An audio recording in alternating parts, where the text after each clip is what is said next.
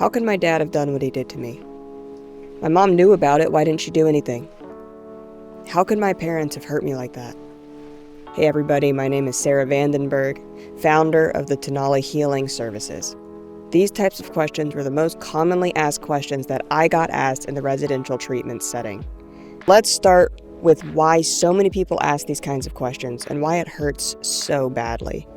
It's not just about what happened.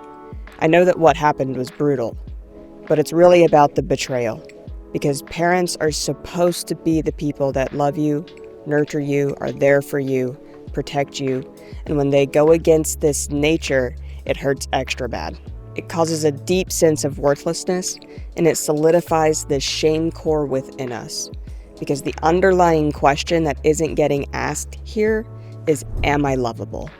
Children who grew up wondering this may have tried to earn love by being good or perfect, by getting the best grades, by scoring the goal in whatever sports they were involved in, or maybe it was just by being quiet and going away to create peace.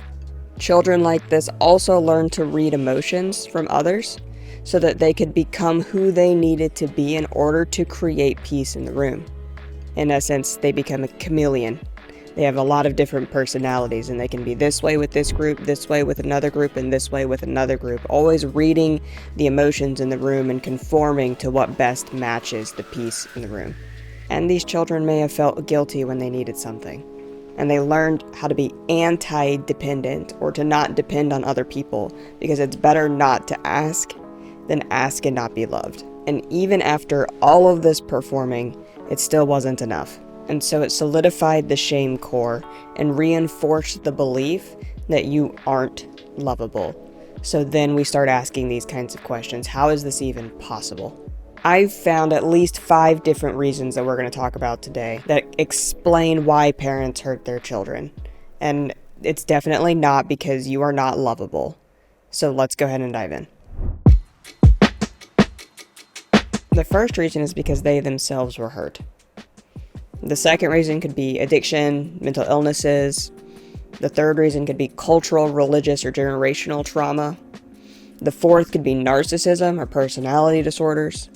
And the fifth would be over-enmeshment, or what we would call emotional incest. So let's look at each one. So the first reason being they themselves were hurt. Most people are hurt in life. I would actually argue all people are hurt in life.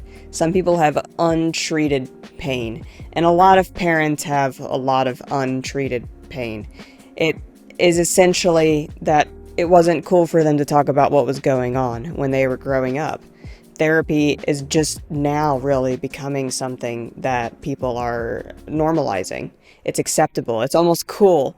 It wasn't cool in a lot of our parents' generations to be talking about what was going on inside them. And so, unfortunately, they passed on the pain that they didn't express. They gave it directly to you. And they didn't know that they were going to do that. This isn't about intent. It's about impact. They didn't intend to do that. But because they have it inside them and they didn't have any release for that, they passed it on to you. The next reason may be addictions or untreated mental illness. So addictions and untreated and unstable mental illnesses in the household are always abusive to the children, regardless of the intent. The parents are relying on something outside of themselves to change the way that they feel, so they can't reliably self-regulate. When parents can't emotionally regulate, they might struggle to be there for the kids, keep promises, set appropriate boundaries, and tolerate stress without exploding or disappearing. The truth is, this leads children to be responsible for regulating the parents' emotions rather than the parents regulating themselves. This is because the children are the one who has to deal with the backlash if they don't. The third would be cultural, religious, or generational patterns. In some families, the abuse may be so normalized that it just gets passed down and not even looked at or classified as abuse. It happened to your parents, it happened to their parents, it happened to their parents, and for many generations, it just is passed down, and it's not even classified as something that could be harmful to the children. This kind of ignorance is what bleeds a lot of abuse down through generational lines. And of course, there's narcissism and personality disorders. For some parents, they might not even know or have the capacity how to separate the child from themselves.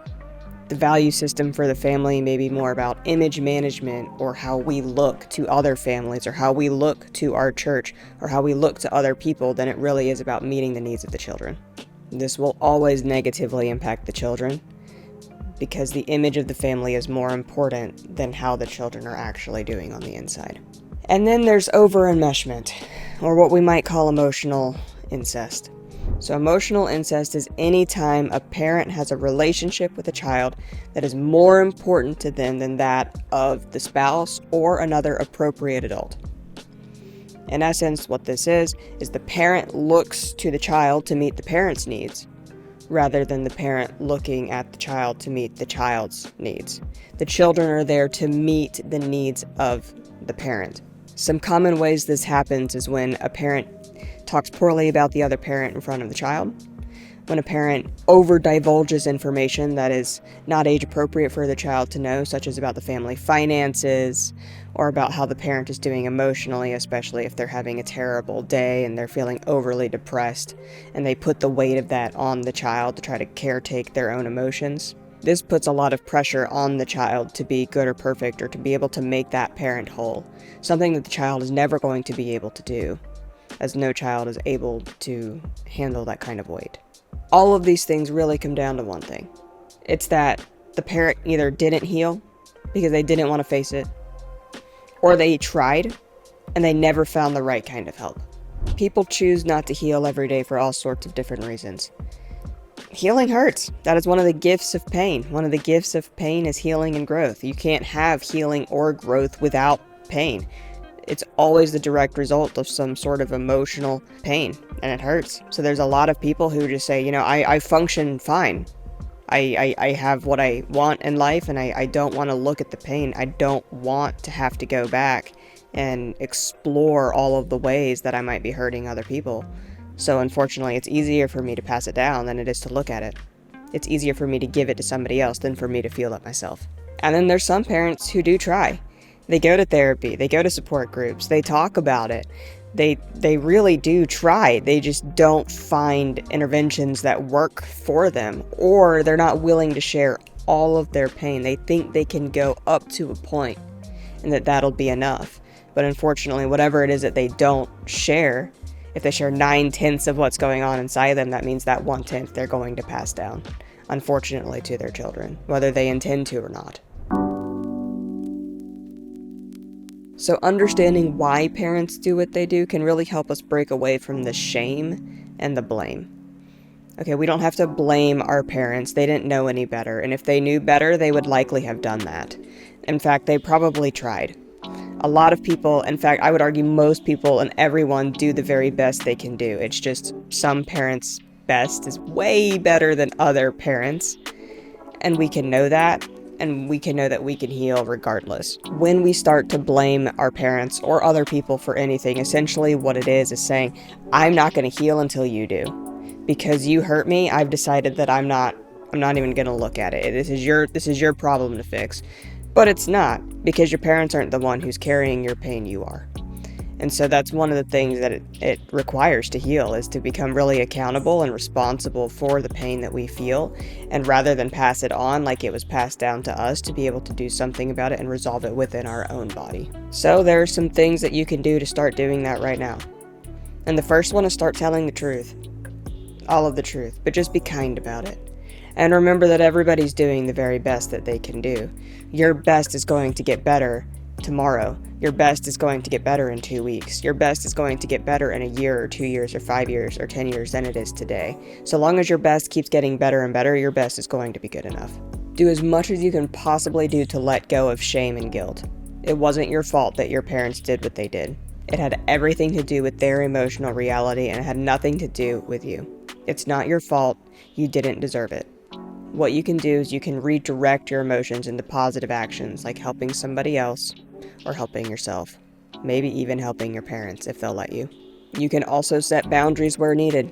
There's a big difference between love and trust. If somebody has routinely hurt you and they've shown that they're going to show up and hurt you, it doesn't mean that you don't love them. It just means that there's no trust in that relationship. And it's completely okay to have surface level connections with people that are not safe for you, that there's no trust in that relationship. So you can set strong boundaries and not allow those people into your space or energy. And if your parents are good and safe, you can encourage them to seek help or additional help or a different type of help if they're open to having that conversation with you. If any of this resonated with you, hit like, subscribe. I'd love to hear your stories down in the comments. What would you like to learn about next? Thank you, everybody.